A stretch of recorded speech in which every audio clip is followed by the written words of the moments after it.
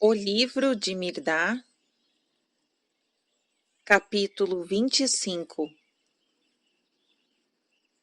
O dia da videira e a preparação para ele. Mirdá desaparece na sua véspera.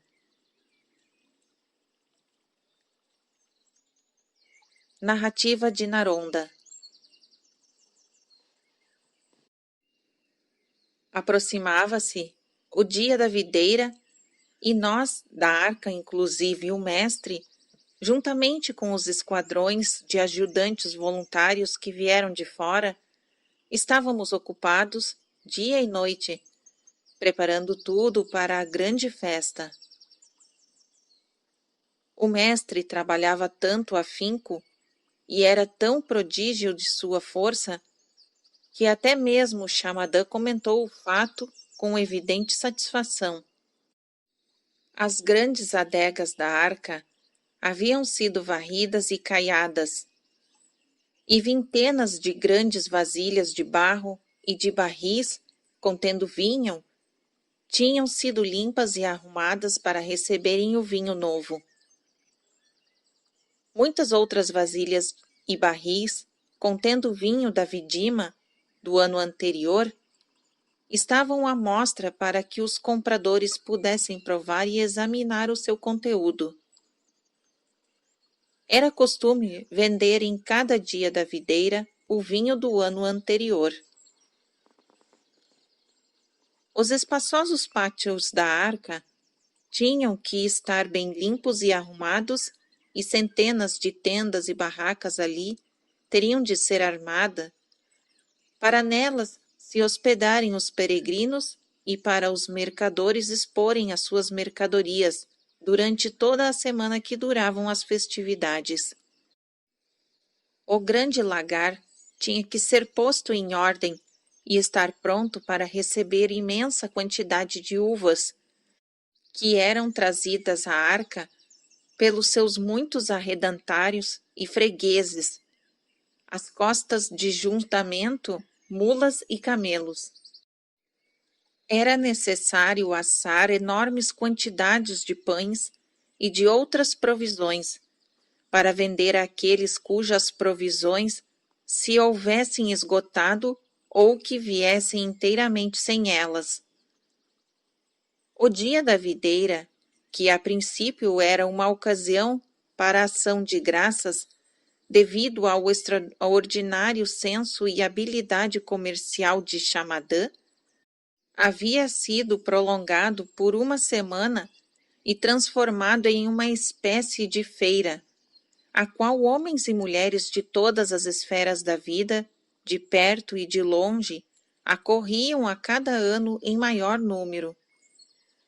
Príncipes e mendigos, lavradores e artesãos, gente que buscava lucro e gente que buscava prazer e outras coisas, beberrões e abstêmios totais, peregrinos religiosos e vagabundos ímpios, homens de templo e homens de taverna, acompanhados de hordas de besta de carga.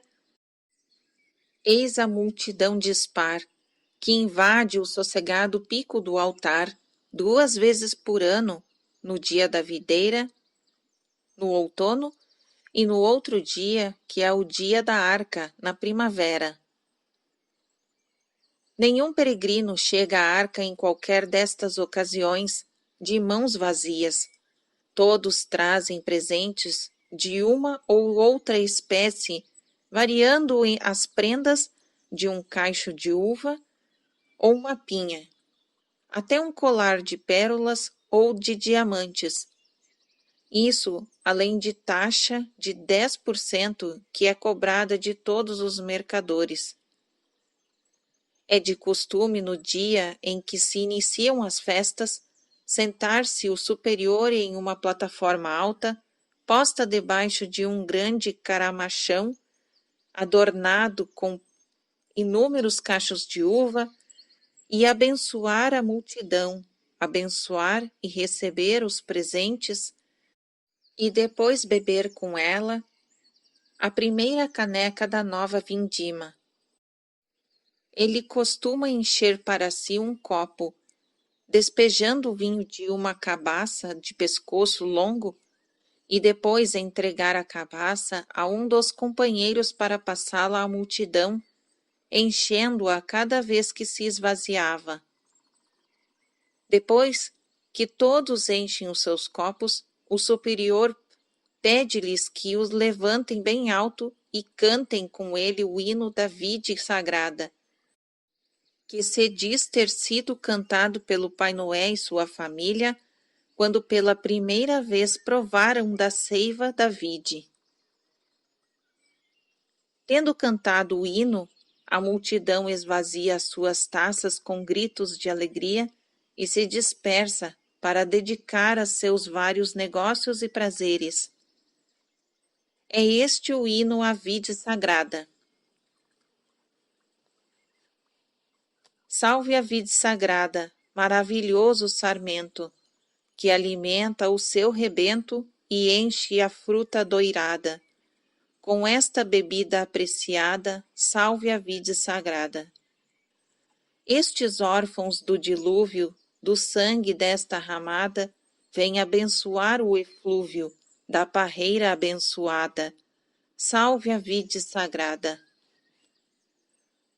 Vós, no barro aprisionados, romeiros extraviados, o resgate e o caminho estão na divina vide. A vide, a vide, a vide. Continuação da narrativa de Naronda. Na manhã do dia anterior à abertura das festividades, não foi possível encontrar o mestre. Os 7 estavam inenarravelmente alarmados e imediatamente se organizou uma busca rigorosa. Durante o dia todo e à noite, com tochas e lanternas o procuraram, na arca e na vizinhança. Porém, nem indícios do mestre foi possível encontrar. Xamadã se mostrava tão interessado e tão preocupado que ninguém suspeitou de que estivesse envolvido no misterioso desaparecimento. Todos, porém, estavam convencidos de que o mestre havia sido vítima de uma perversa cilada. As grandes festividades prosseguiam, porém. Os 7 estavam mudos e se moviam para cá e para lá como sombras. A multidão havia cantado o hino e bebido o vinho, e o superior havia descido da plataforma quando se ouviu uma voz que se elevava acima da confusão e do ruído feito pela massa do povo. Queremos ver Mirdá! Queremos ver Mirdá! Reconhecemos que a voz era de Rustidion, que havia espalhado por léguas ao redor tudo o quanto o mestre havia feito por ele. Dentro em pouco, o seu grito principiou a ser repetido pela multidão, e o clamor pelo mestre se tornou geral e ensurdecedor, o que enchia os nossos olhos de lágrimas e fechava as nossas gargantas como num torno. Subitamente o tumulto amainou, e um grande silêncio se espalhou sobre a multidão. E quase não podíamos crer em nossos olhos quando vimos o mestre na alta plataforma acenando para a multidão.